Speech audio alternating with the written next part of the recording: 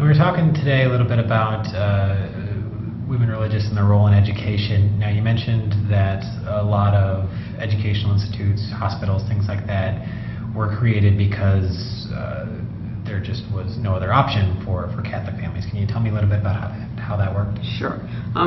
In the social history of this country, Catholics were a minority and certainly part of the lower classes, and they couldn't have access to many of the schools, hospitals, etc., that served a different part of the population. And so many women's religious orders and orders in general in this country grew out of the social needs of the time. And so there were needs for hospitals because we weren't being served in other ways. There weren't schools, there weren't colleges, there weren't other ways of accessing the services of society. So women's congregations stepped into that void and filled it by building hospitals and creating schools and creating social service agencies and putting in orphanages and all of those kinds of things to meet the needs, primarily the Catholic community, but also to the frontier community where there weren't other institutions to do that for them.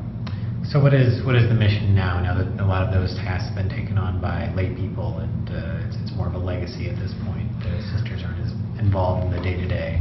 Well, I think we were called to read the signs of the time even back then and today, and so there were needs to create that kind of void. Today, I think that we are less involved in institutions and more involved in direct service, advocacy work, policy work that are trying to look at what are the needs of the times and how do we talk for those people who don't have access to education or to services, to justice, those people who live on margins and in other kinds of ways that we work harder and harder all the time to reach out, and sisters are doing all kinds of different work that most people never see because it's not in the context of a big institution, but it is still continuing to work to make sure that systems and services are available to people.